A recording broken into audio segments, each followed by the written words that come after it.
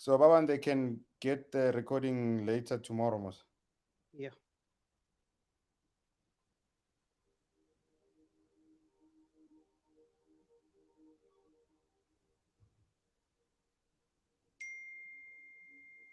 That's the YouTube link there. Huh? The YouTube link. Yeah.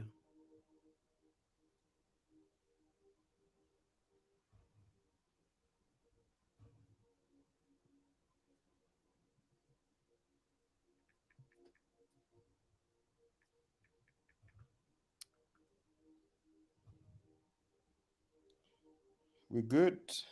Yeah.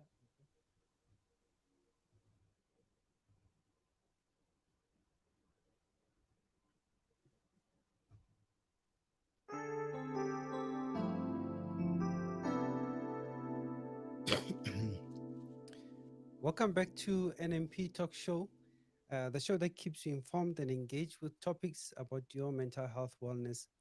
And today we're talking about business startups. It has been observed throughout that the failure rate of businesses can vary widely because it depends on various factors such as industry, location, economic conditions, and the word itself, failure. You have to take into consideration, but that we'll discuss at a later stage.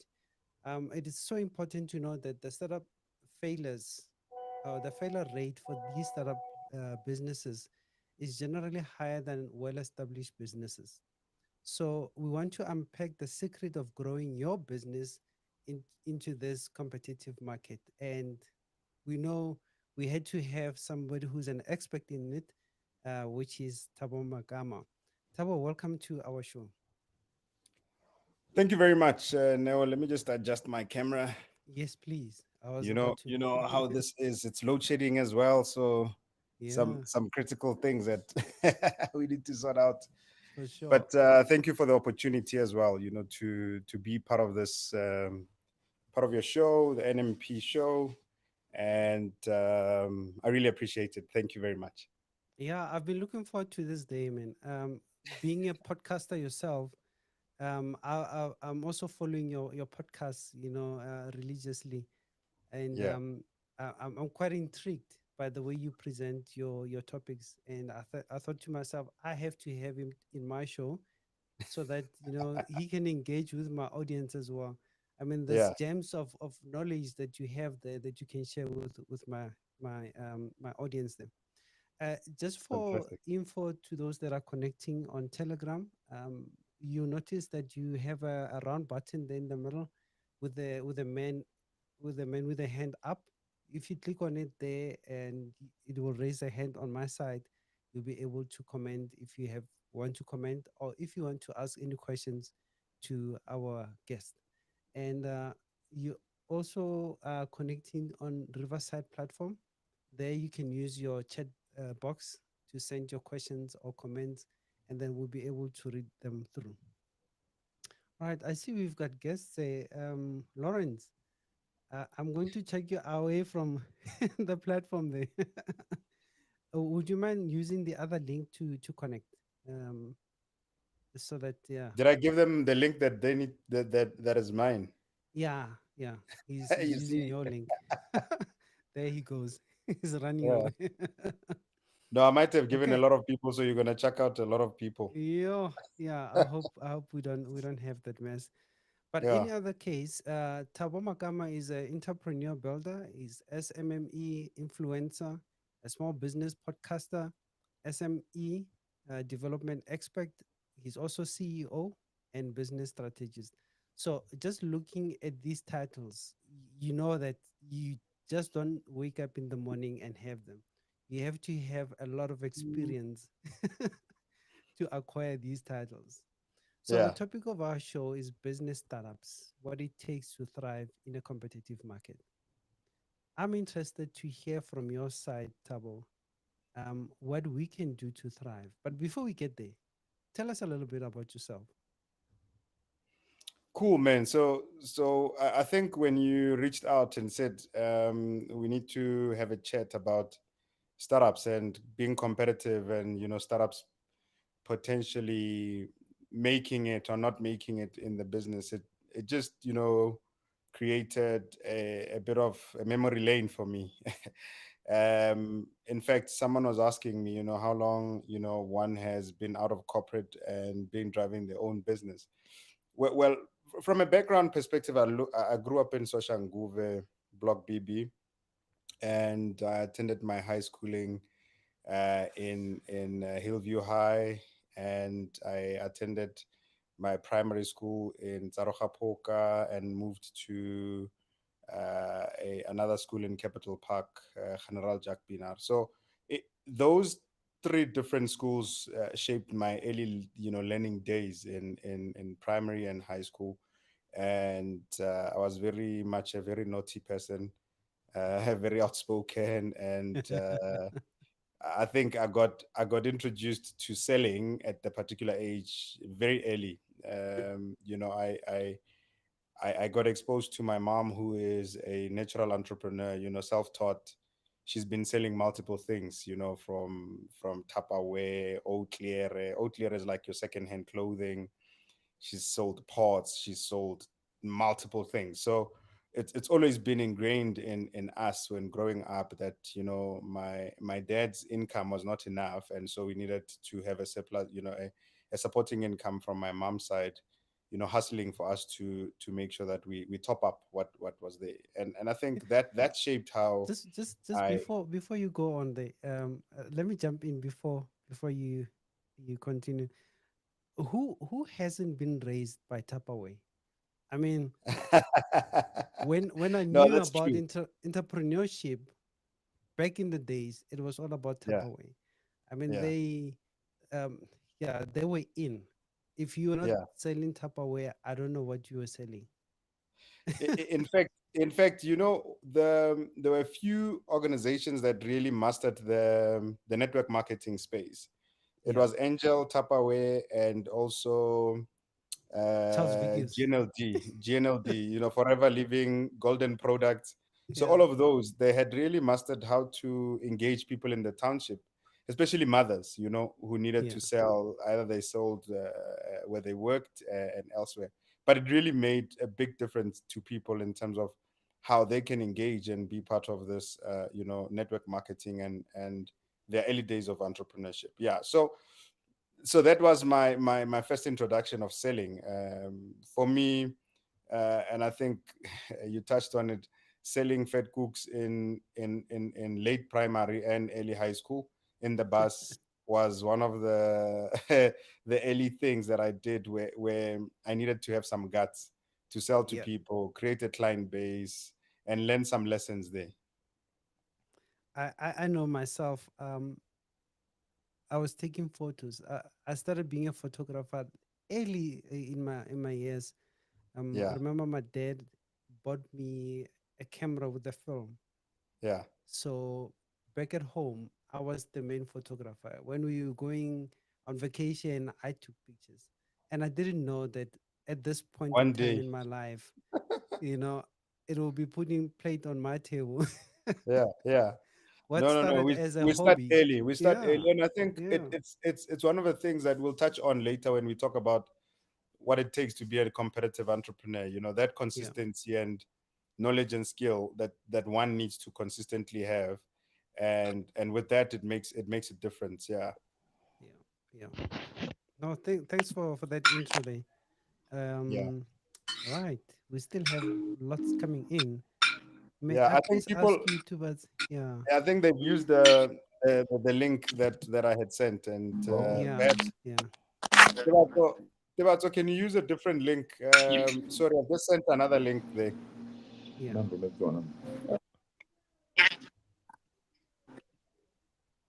Right. All right. Yeah. Let's see. Different link. Yeah, just check on my WhatsApp. There's a different link which is a direct one where you go into Telegram and this one.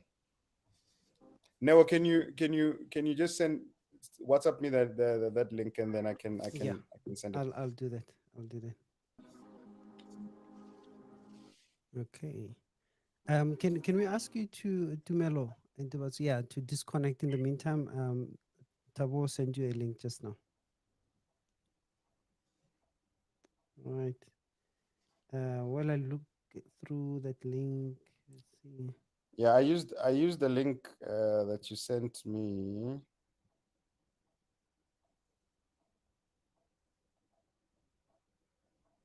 Okay. So while I'm scrolling through, you mentioned that you want to unpack 10 things that we should consider Yeah. to remain competitive or even to survive, as a startup. Do you want to elaborate on those? Sure. So I think one of the things that is important now is the question of the question around driving entrepreneurship always lies in the ability for people to drive a certain ambition, right? Yeah. And for them to drive that particular ambition is really to help them grow from a passion that they have that can eventually generate some income. So I always tell people passion on its own does not pay bills. You can be a good guitarist and you can have everything, and with that, it's not gonna take you anywhere, right? Mm. And so with that, it requires you to have a certain attitude as an individual to drive number one a specific goal or vision that you're going to have. And then with that, it makes a big difference around how are you going to engage with people? How are you going to do certain things? So I think with that, the 10 things that I looked at were very much based on the experience that I had on this thing. I think now the link you gave me, it still sends the people here. Really? Unless it's the one that you just sent me now. I just sent you now the link. Okay. Yeah. And also YouTube. Tebas, I've just sent you another one. Just check that one which says live studio and the Telegram channel.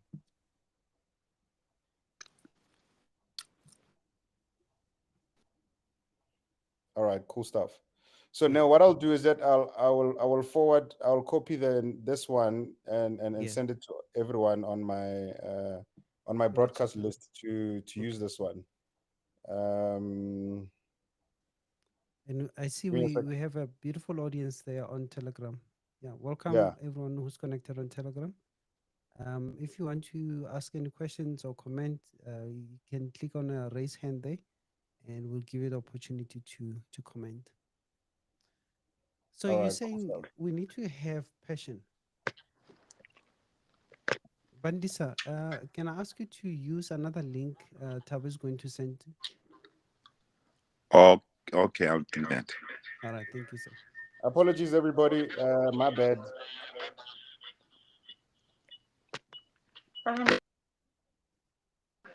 Oh, what's it? Tabo, Yeah. I'll join with the because we are together here. No? So I'll drop off on my Okay. All end. right. All right, thank Perfect. you. So, All right. okay. So Cool. now let's take it from the top. So I think one of the Yeah. things that I always tell people is that one needs to be aware of what are the things that you need to do as an entrepreneur, right?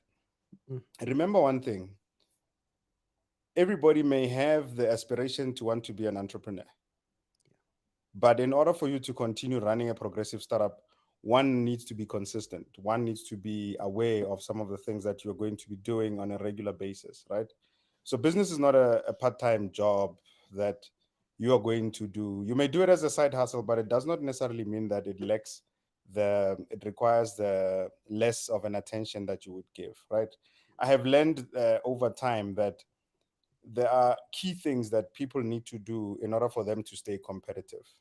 So that in itself creates a challenge. And when you go through that, you need to have a clear understanding to say, why am I doing this? You may have a very good idea, but if you have that particular idea and you can't really pursue it, then you're not an entrepreneur. So you can have mm, an idea, it may not necessarily be a brand new idea. 10% of it might be new, it might be something that already exists, but by you doing something 10% different to anybody else, you're already setting yourself apart and you're creating a space where you can really bring about a specific demand. What I've learned over the years, I'll tell you how I started, working as an independent consultant or just as an entrepreneur.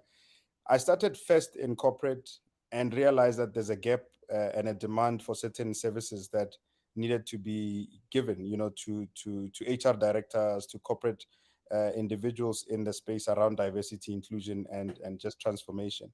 I didn't just jump ship and you say, no, I'm going to start a business. Instead, what I did is I needed to understand what is in the market. I needed to understand what the market is looking for in order for me to be able to service the market and create that particular continuous demand, right?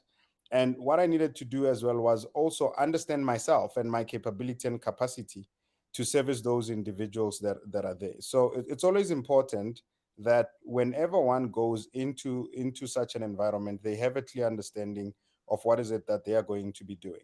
So I always try and create a space for many individuals that would create a return on investment for me. So let's say, for instance, if ever I'm going to go to a client, I want to make sure that that particular client is satisfied. They understand what I am offering to them and they're willing to pay. Remember, you can't do anything for free. Things that you're going to be doing for free will never bring you money. And Yeah. so you've got to be able to do certain things. So the 10 things that I always subscribe or that I would subscribe now for people that are startups. You mentioned something important. Startups fail in the first 2 years, right? Yeah. Of their existence. Why Mm. why do they fail? And there's very excuse me, basic reasons why they fail. Some may be rushing into the business, not having made the necessary research to understand the depth and the breadth of the market, size of market, and also pricing right. Others go in with very limited resources and then they find themselves drowning to an extent whereby they cannot service the market that they had anticipated. The market might be there. The market might actually be there and exist, but individuals might not have the capacity. And the other reason might be the fact that in the limited knowledge that they have, when they gain the clients, they can't retain the particular clients, and the clients churn is high. And so when you start now having a lot of clients dropping off from you, that affects your bottom line, that affects your revenue, and eventually you go out of business. Now, let's jump into the 10 things that I I I have, identified for some of the startups. So remember, once you go into business, you know, from my side, I've gone past the 2 years as a startup. I'm no longer a startup. We're a fully fledged business that run with the clients and consistently have done so for the past 5 years, right? But now, in the journey that I have learned, I have then been able to identify critical things that people need to do. For instance, the first thing that I highlight in my 10 things to do is you've got to have the guts to start, to deliver, and to not procrastinate. What do I mean by that? Being a startup already indicates that you have a yearning to want to do something in the business space. But then the guts is what is going to take you to the next level in combating the challenges that you have as a small business and as a startup. One of the things is that Magwala don't make it in the startup in the business space. True. If you're going to be scared to approach a person, if you're going to be scared to fail, you're not going to make it. You Mm. know, funny enough, I read an article that said that South Africans have got brilliant ideas, but they are scared to fail. So if ever you are scared to fail, you're not an entrepreneur. I mean, in my career life as an entrepreneur, I've failed a couple of times. I've got a business that has failed, which was a family business. I've got a business that has failed, which I did with friends. I've got a business that has failed where I have started on my own. There's many scars to business failure, but so many learnings came out of it. So in building the current business, there were learnings that I had taken throughout the years. In fact, I was telling someone, I said, by being able to deliver, you are telling yourself in your brain a couple of times, you're imprinting the formula for success. The moment you procrastinate and you don't deliver for a particular client, whether you are a photographer, whether you are selling suites, whether you're selling a service, you are also imprinting a formula for failure. You're imprinting that formula that says, I can promise, but I don't have to fully deliver. And that in itself hinders on how you're going to price, how you're going to generate money, and how you're going to grow as a business. Because what are you going to tell me if ever you didn't deliver well and then it's time for increase on the contract? Do you think I'm going to increase that? No. I'm not. I'm going to look at you and say, in fact, we're thinking of terminating your contract. We're thinking of using somebody else. So being able to have guts to do and being able to deliver and not procrastinate sets you apart from the rest of your competitors, because they might be doing similar things, they might be doing same things, but you've got to be able to deliver. So it's as I said, people that are entrepreneurs are crazy. Some of them, you leave a 9 to 5, a solid income, and you say, no, I want to try this thing and do this. It's craziness. It's just Been there. madness. You could go and just be there and find a job. Yeah. So you got to support that craziness. You've got to make sure that you will live up to that thing that you started. Yeah. So that for me is very important. Now, the second thing that I highlight in my top 10 or in my 10 things is that your attitude determines your latitude. So being a startup does not automatically say that you're going to be small all the time. So what does that mean? If you think small, you're always going to remain small. But if you think big and you think smart and you think fast, you then can alter the direction that you're going to be taking. So automatically, you're not going to get victory by just saying you start a business. A lot of people just think it's a fancy thing to be called an entrepreneur. They think it's a nice, no, I'm running my own business. It is tough. It is not. It's not It's something that. LinkedIn description, though. Yeah. Yeah, it's probably a social media description, but it doesn't give you the latitude, the extent to which you can become bigger than what you think. And your attitude will also help you understand the market and people you're dealing with, right? One, it will help you understand the clients you're dealing with. So I have a very close relationship with my clients. One, in understanding them, I understand the capacity I have and the ability to service them. Yeah. If I understand my clients and I know how they respond to me, I can be different in my execution. I can be specific in my execution. So when you don't know someone, you can't necessarily fulfill their specific needs. And hence many times we find people that they get clients, but they lose them to the competitors. There's new trends that come in and they ignore those trends and they say, ah, no, it doesn't matter. There's innovation that comes on a regular basis, and people don't use the tools for innovation in order for them to speed their delivery. So you need to determine how far you want to go and how high you can rise by altering your attitude towards your business. So that's the second thing. The third thing is that, numbers don't lie. Numbers don't lie. Financial accounting will keep you accountable. So if you manage your accounts and are able to report on your accounts, you will always remain relevant to yourself, to the business, and you'll be accountable to yourself and to the business. That's why I like the way that the Roman Dutch business law explains that a business is a legal entity, independent legal entity, meaning it is treated like a person. Although you are a director or a founder or a shareholder, but the business is personified by the manner in which it does things, it carries on things, it reports, and it does a lot around its financial means. So your financials will always determine how far you're going to go. So if you have a startup, you're in your first 2 years of business, and you don't have a bookkeeper or you don't have somebody who's doing your accounts, make sure you get software that can manage those particular accounts. If you don't have that, you might find yourself, using. I always tell people that sometimes we have the business card and the personal card in the wallet, but then when you pull out the business card, it's also your personal card. So you Yeah. take it out, it's a personal card, and then you put it back for another thing. It's a business card.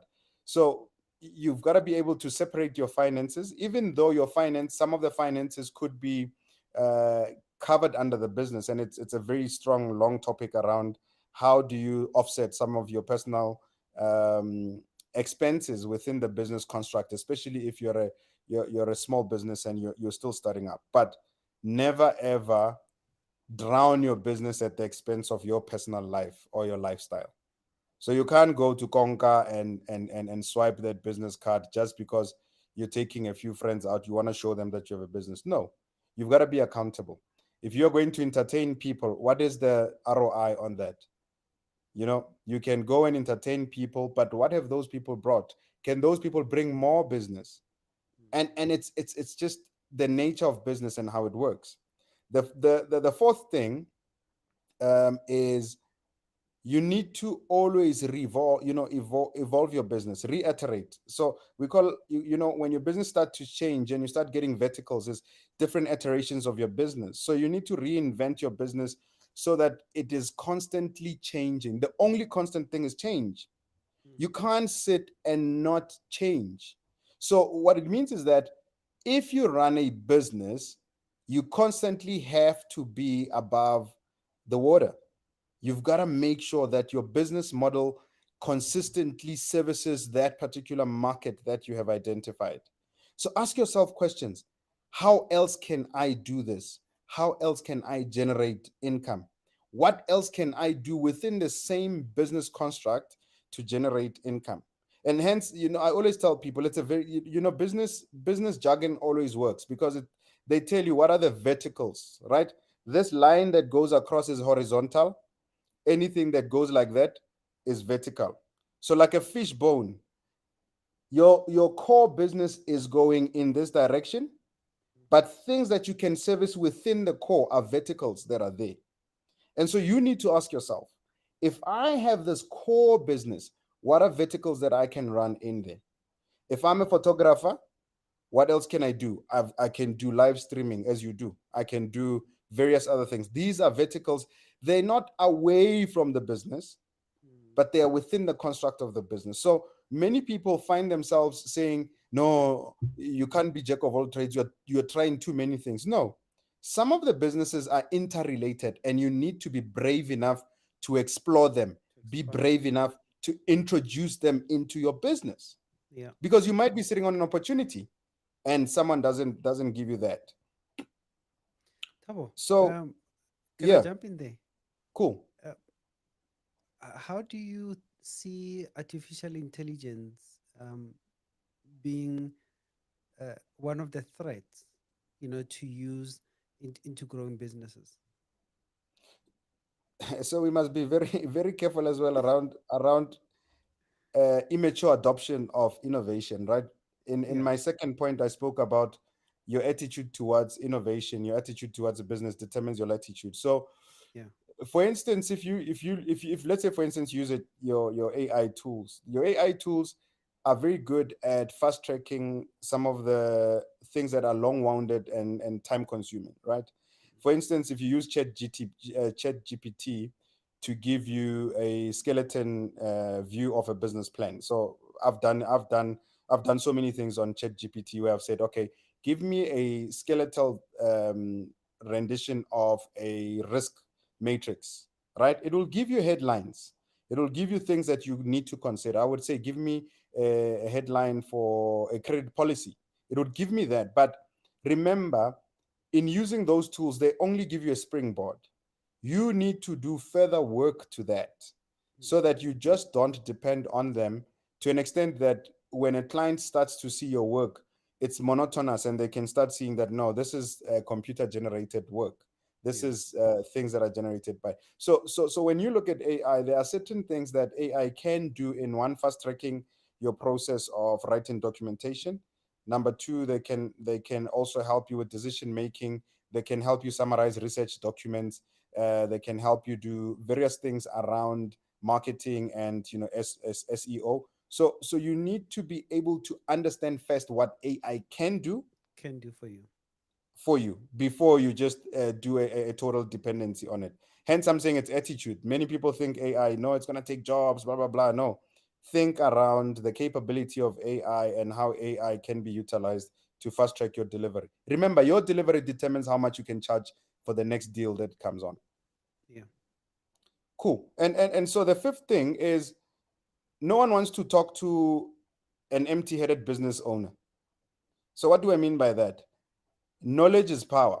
Educate yourself, and educate yourself multiple times on things that are current, things that are current for your client, and things that are paining points for your clients. So if ever you do not create a space as an individual to drive conversation with yourself on learning, you can't carry a conversation. So some of the things that I find myself doing is, I can cold sell to a client in a meeting or on a call because I have educated myself around what their paining points are. And again, over time, you gain knowledge and you gain experience around what happens around the business landscape and individuals. And also, by you educating yourself, you become so equipped that if you have that elevated pitch, you meet Motsepe on the way, you have only less than a minute to convince them or talk to him around what your business does. Yeah. You can be able to get that conversation going. Sometimes you might find yourself as a startup, you featuring at a summit for SMEs and startups. And I see a lot of guys, they attend all these summits, conferences, and many other open events, but they sit in the corner and then leave without context. What are you doing there? Your main Good. aim of being there is to expand, you understand, to get business. But guess what? If you can string a 15 minutes conversation around current affairs, around things such as technology, around your business area, you are not going to be able to convert it into a sale or even a meeting. So when you then equip yourself and you find knowledge that is relevant to your industry and to those that you're targeting, then you will be able to survive competitively as a startup. Number 6 is that if you lack a skill, but you have the money, buy it. There's nothing wrong in admitting to the fact that you don't know how to do certain things. You don't know how to do financials. Learn the basics of the financials, but get an accountant to do the financials for you. If you don't know how to code, but you've got a business that requires coding, hire a programmer. If you've got a marketing requirement in your proposal, get someone to do part of the proposal in marketing and pay them. The biggest thing that many startups have is that they hold on to the revenue and income and not be able to grow because they don't have the necessary skills. So they would say no, but we don't have money. But you have money that you can spend to grow your money, which is going to be the next point, which I'm going to touch on around money. But if you don't spend money on skills, remember, you can't concentrate on growing the business. And there's a conversation that we always talk about, working in the business or on the business. You have to interchange. Certain theory says that most of the time you have to work on the business and not too much in the business. But in my personal experience, I say you gotta interchange in working on the business and in the business. When working on the business, you've got to do so much to equip the business with the right skills and the resources and support for you to make sure that when you are in the business is able to It run. runs itself. Yeah. So it's so important that many people, forget about that. You've got to make sure that you work on getting the right skills. Most leaders they are backed by people who are strikers, scorers. I always say, find a striker for you, find that scoring person. You don't have to go in there. Buy the ball, hire the field, and then play another team, but have those players that can score for you. So we need to think differently around that piece. Now, number 7 Before we go to number is 7, Thabo, yeah, I think another challenge that small businesses fail is hand to mouth. yeah, You go out to look for a job, you do your job, you get paid for it, and that money goes already. It passes your bank, your business bank, into your personal life to cover your costs and everything else. yeah, And that's why it becomes difficult for small businesses to grow, because now it's hand to mouth. You can't invest in that money that you charged. You probably, when you're quoting for that business, you you looked at what you currently are looking to satisfy as debts, and then you quote around that money. You're gonna do the job. Tabu's gonna pay me. When I'm paid, oh, I'm gonna pay my rent. I'm this and that and that. And that's what I've noticed, even for myself, over the years, that it had to be a trend that I need to break away from. And that's so why the businesses don't grow. yeah, so you've got to ask yourself a few things, right? Mm, Number one, what type of business do you want to be and to operate, right? So there is your self-employed, perpetually broke business individuals that are going to work and then feed that requirement on a regular basis to say, I need to pay my bills. There you are self-employed, and you've got to either make peace with it and say, my business model is that I won't get to a level where I need to hire another person, right? And with that, it may require a level of discipline for you to understand what is going to keep you in that particular business. There's nothing wrong in running a business that is a subsistence business, but you've got to have the discipline to want to grow that particular business and save money. mm, Because remember, you might find a person who says, no, I've started this business and the income I'm sitting on only covers my current expenses and my family expenses. One cannot say, no, don't put money into your family expenses and stuff. No, but you've got to structure it in a way that is going to help you grow, grow into a level where you can be able to hire someone. Then there's a secondary type of business, a type of business where an individual has got the skill and has got the network that they can utilize, where they can start growing and multiply in revenue. Now, this type of business has got the potential to become a corporate or a business that can hire individuals. But what lacks is that particular attitude and hand to mouth, mentality. That individual needs to understand that what you take out of the business is the life and the blood of the business. mm. So you've got to be able to sacrifice. So many entrepreneurs who have been able to sacrifice over a short period of time, they have seen the returns on a higher Difference. basis over time. So if you learn to withdraw to sacrifice over a period, you will be able to grow that particular business over the thing. Now, if you don't sacrifice, guess what you're going to do? You will end up sacrificing the business. And then And we don't want that, you eh? don't want that, right? And then the last type of business is a person who understands why do we start businesses. There's very few reasons why we start businesses. We start businesses to grow it and eventually sell it so that you can make income that is going to serve you either beyond pension and the rest, or get clients that can help you double and grow the business. And many people do not have this conversation. That is why a lot of organizations that grow, you see good businesses grow, they become medium sized, they grow, but they never think around those two things. Can I, one, list as a business? Can I eventually list? Can I eventually sell to someone and gain, liquidity? Because a good business that is sold is cash on hand immediately. And with that cash on hand, because you are an entrepreneur, you have business ideas, you already have startup capital. So the more you grow and you multiply, you sell to grow. And hence, the businesses on the other side, they look for such businesses. In order for them to multiply, they grow and buy. So there's two things that always happen in business: grow and sell, or grow and buy. And that's why we call these things acquisitions.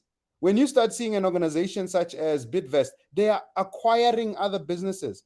And those that were entrepreneurs who had built those small businesses, they have sold to Bidvest. It is how it is. And that's how we do business. Businesses are meant to grow and be sold, or businesses are meant to grow through acquisition. And so when you start thinking differently around the mentality of what type of business you want, you will learn to sacrifice, or you learn to structure your finances in a way that makes sense for the future of your business. So the seventh thing that is there is that money goes to money. Money goes where there is money. So if ever a business is able to invest in itself, it will be able to attract money from outside, from the clients. So a friend of mine yesterday was saying, someone said, "Hey, akina spani man, there's no job, so anzamele business." That's not going to work. How do you say, I'm unemployed, I don't have money, give me business so I can make money? But what are you going to do? What are you going to sell? You're going to need money to start, right? Yes, there are very few businesses you can start with a zero, capital or money. But if you apply the mentality that I'm starting from zero, I would need money, then you're starting with the open hand, where you're asking, you're begging. It's not going to work. You're going to eventually, if someone does something for you, you'll just be that hand to mouth, and you'll last 1 year and then you'll drop out. Because the mentality of running a business is not that of a beggar, is that of a doer who then gets paid for what they are doing. And so what I mean is that when you have money and you are generating in a business, in a startup, in order for you to become competitive, you've got to invest in your business to attract money.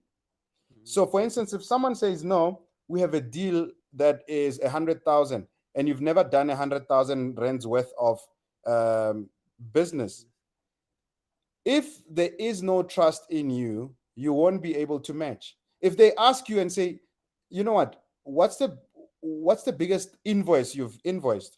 And you're like, no, 5,000. Then you can't get 100,000 rands deal.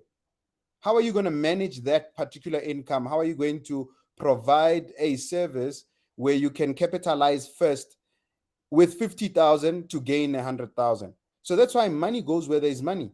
And that is why when you start a business and you know your worth, and you know that, like say for instance, for consulting, if you know that your worth as a consultant is an hourly rate of 500 versus an hourly rate of 1,000, you charge that. And a person who's going to give you business will say, okay, fine, this person is a 500 rands an hour. So if we do 50 hours, blah, blah, blah, this is how much it's going to be. All right, I can trust this individual. But if you go in, no, whatever, maybe you tell me how much you want to charge me, forget it. You're not going to get that type of business. No.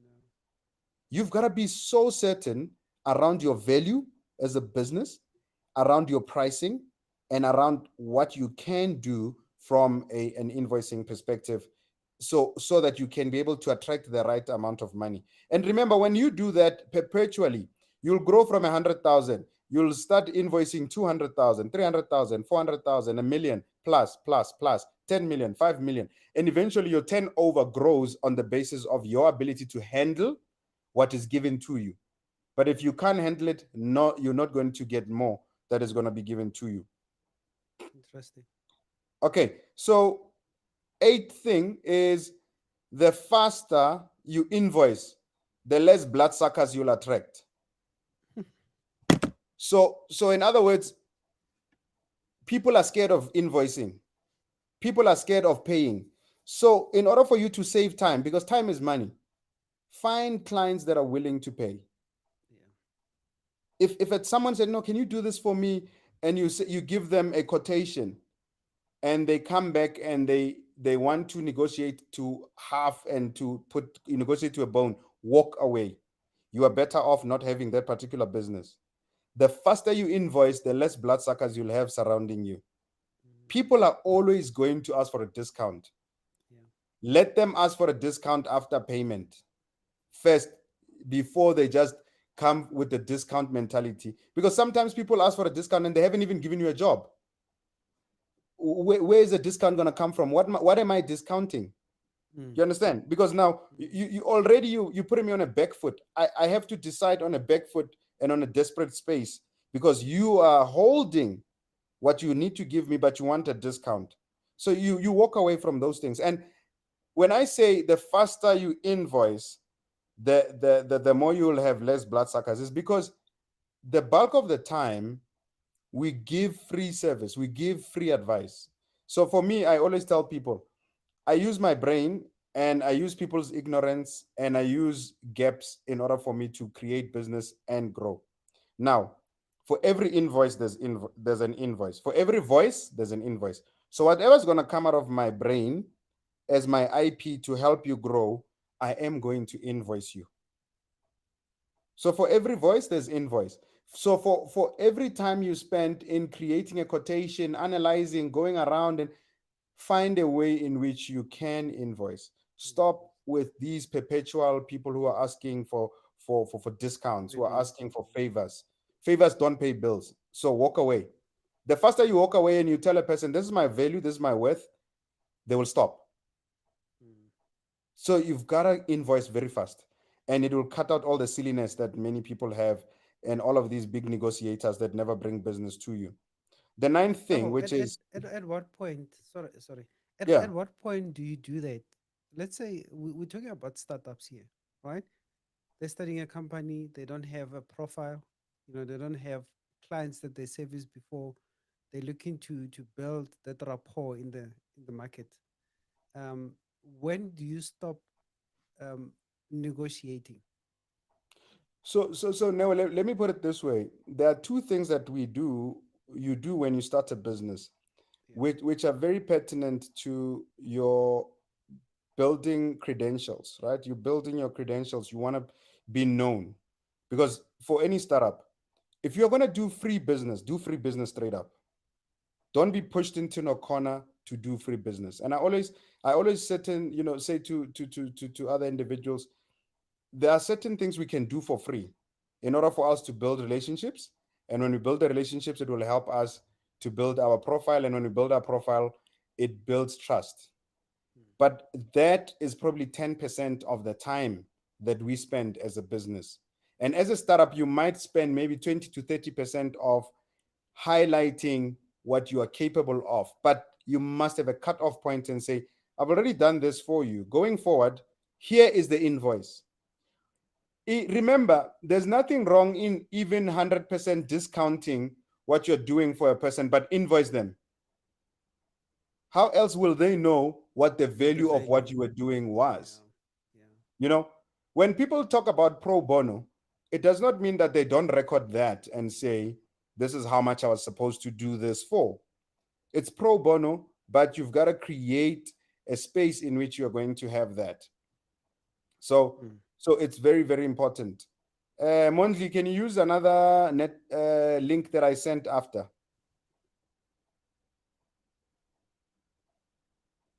Okay, cool. Thanks, Mfwethu. So let's carry on. If you think around the value of invoicing, is that you are showing people what your service is worth or what your product is worth. Without that, people cannot know and do not know what is it that they can, expect from you. But the moment you are always agreeing to a discount, then you are losing out on a few things there, right? But you must make sure, if you're going to give a 100% discount, make me know how much it was, how much your service was worth, even though I'm not paying for it. So people must also just adopt that thing of giving a 100% discount, but make sure that you know, so that when I Mm. come and invoice you, you know that I'm not far from what I would have gotten from you the last time when I did it for free. Yeah. And then Thank you the for that. second last one is you've got to get, I say you've got to get gray heads behind you or in your right, in your corner. Gray heads in, as in, not literally, but people who have the experience. You can't buy experience. Experience can never be bought. So if you get to understand what other people's mistakes were, you won't repeat those mistakes. If you get to understand what other people's successes were, you'll try and emulate those successes. You've got to have sounding boards that are going to help you grow your business, and they are going to help you access the bigger network. You see, one of the things that I do very well is I try and expand my network in order for me to be introduced to new clients. And I try and also create other networking opportunities for others so that they can expand who they know. So that when you are in a business space, you don't feel alone. It can be a very lonely space. But if you find the right people and you find the right people with experience, especially those that have been there much longer, then you can benefit from them. Remember, as a startup, you as a startup are going to just continue growing, and you're going to reach heights and heights, but you're going to reach problems, challenges, hurdles. Who are you going to be talking to around those particular hurdles? Someone has done what you're trying to do in a week, someone can do in a day. Not chat GPT though, a real person. So someone is trying to do what you're trying to do and you're struggling for a month, someone can pull in a week, and someone has resources to do it much faster. So get to understand who you need in your corner and rely on those individuals to help you, go past these land miles. And then the last thing, study trends. Don't rush to trend. Study the trends, don't rush to trend. I think when we have one or two startups, when they have one or two success stories, all of a sudden they want to blow out and, social media market. No, we've closed this, we've done this. Yes, celebrate your successes, but don't don't rush to trend. Build a base whereby you can say, you know what, as a startup, I've grown from this space and I've now reached a certain level. I then can start sharing, my successes. But I'm sharing my successes as a marketing way of growing my business, not as a bragging way of growing my business. If you've clocked a 500,000 or your first million, there's it's not worth it for you to go and start and you start putting yourself into the social medias and stuff. No, Yeah. if you can replicate and you can grow that million to 5 million, then you can start talking. But your first million means nothing.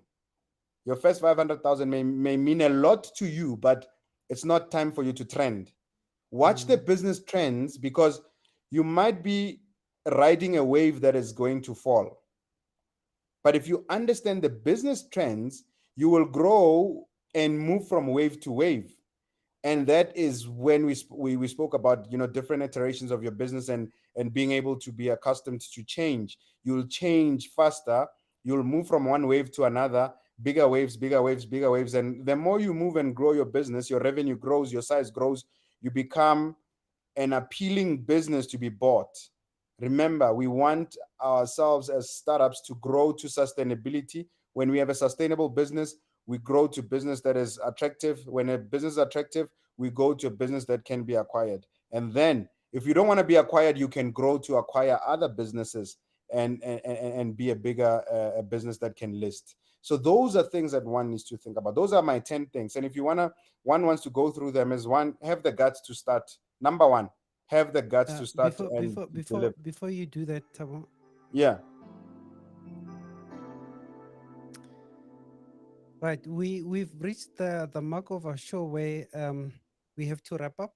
And if you have questions, we just want to give you this opportunity to ask at least one question and see if our guests can be able to answer it.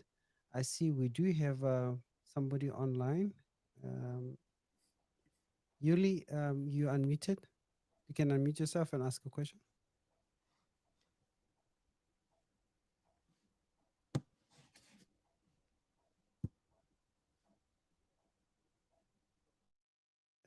You can unmute yourself, Yuli.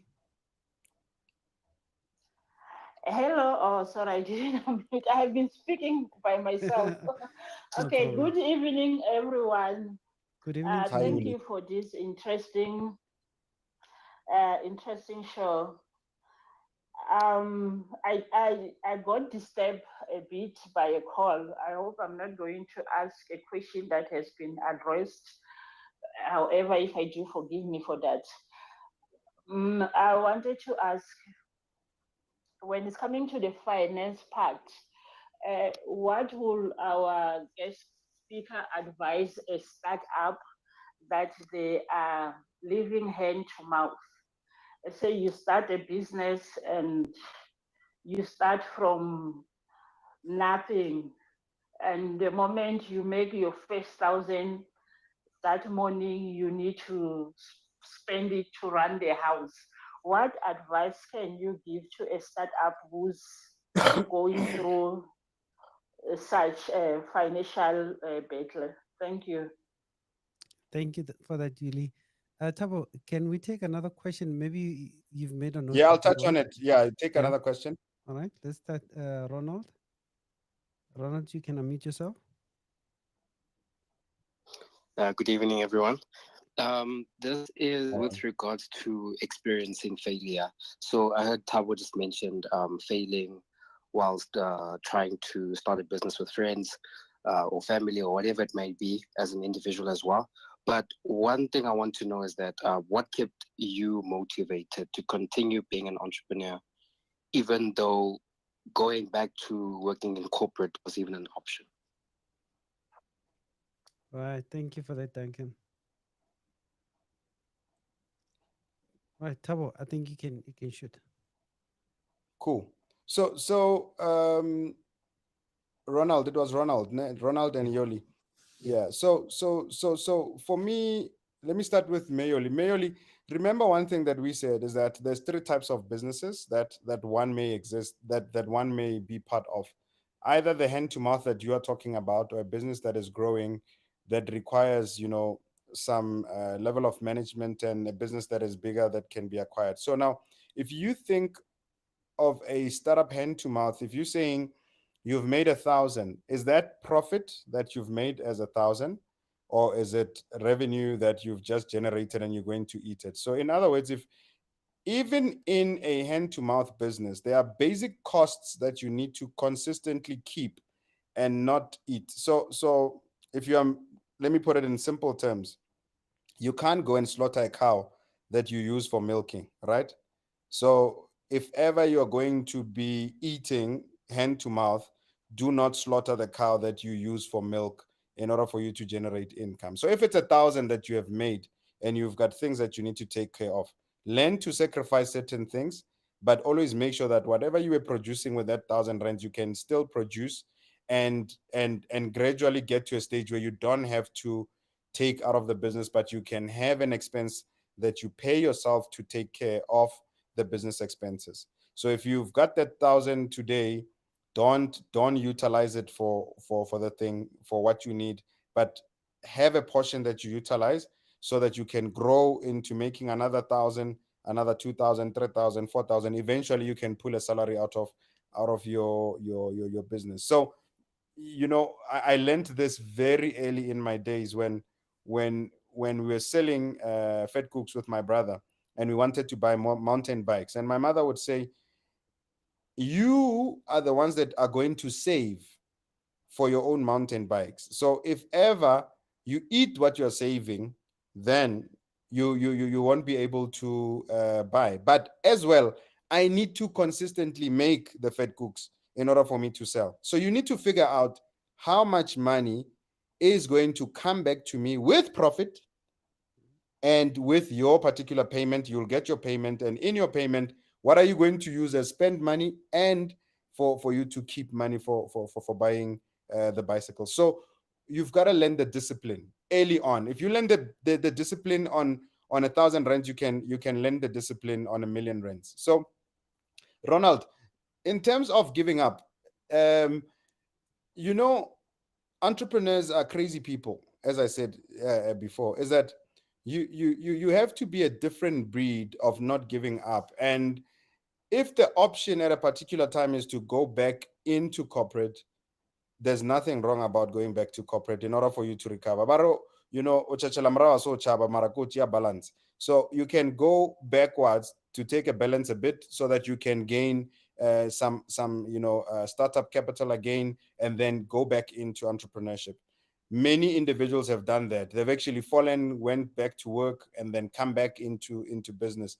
And for me, I've had these ups and downs with different partners, and I'm still gonna have failures. I'm still gonna have things that I'm gonna lose. But one thing I know is that I have built capital and I have built mental capacity and IP that can help me earn certain income faster than I used to before. And hence I said earlier on, experience cannot be bought. And so over time, with the falling and standing up, you only gain confidence once you have the experience. If you don't have the experience, you can't be confident. So for me, over the years, I've gained enough experience to stand in front of anyone that I think is a potential client who I can service and they can pay. So with that, then I'm at a stage where I don't need to go back to corporate because I'm desperate for an income. But at the same time, one who's an entrepreneur needs to also be responsible in the decisions that they make, that whatever you are, look at the responsibilities you have. Is it time to go back and at least take a breather for a year or two? Or can you continue with what you have, maybe savings or something else, in order for you to carry on? Yeah, it needs resilience. I've been on that mode where I was thinking of going back to corporate because it's been tough. But It's tough. with resilience, it helps as well. And I like the point when you say, the IP that you have gathered over the years should sustain you going forward. And thanks for that. I think we have covered most of the questions. What we'll do is that this show is been recorded and will be live on, will be uploaded on YouTube. It'll also be uploaded on different podcasts. So when you're listening there and you do have questions, you would have the opportunity to also type your questions there. That will be able to see them. I'll forward them to them, and we can carry the discussion. If we need to have another show, as a continuity, we'll definitely have to check with Tabo for that. But I don't think he would say no to this. Look at look at his smile already. Yeah, and I think there's one comment around access. Access is Yeah. still a challenge. So Yeah. we need to learn how to knock on the doors. So remember one thing is that as an entrepreneur, you can always you can be on a back foot, but you've got to get the right people in your corner to get you to market access. In most cases, 80% of the business that is generated is through either word of mouth, referral, or marketing response. The marketing response is way lower than referral and a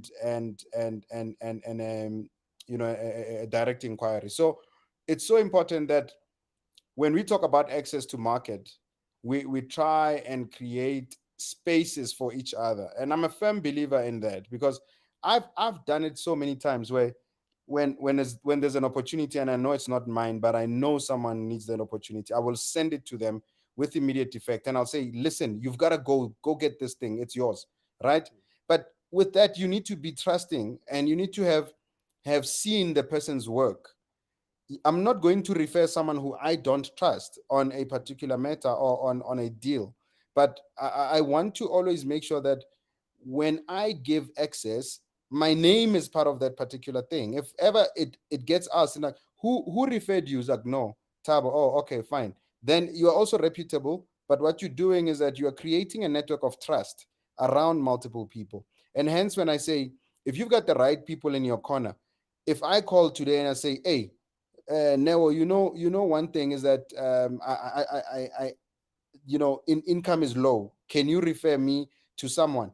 Then Neo, by virtue of knowing my capability and understanding my delivery, requirements, can say, "Ish, at the moment I don't know, but if something comes up, I will do this." So you've built a rapport around access, and you get that thing to go and get this thing going. Yeah. Tandi says there, thanks, Tabo. Entrepreneurship is a lonely road. However, it pays and teaches to be resilient. That is Yeah. so true. Yeah. No, so nothing pays like entrepreneurship if you do it Yeah. right. Yes, that's so true. Thank you so much, everyone, for tuning into our show this evening. We really gleaned so many gems from Tabo's experience and what he has done to grow his business, and we still have a lot more questions to ask him. It's just we just run out of time. But Tabo, can you commit in front of everyone that we can have another show on this? No, I can definitely commit. So Yeah, for those that know, I do run a podcast, T yeah, Junction, and we are changing the format with for T Junction, and we are busy talking to one or two sponsors, and we're trying to collaborate with them.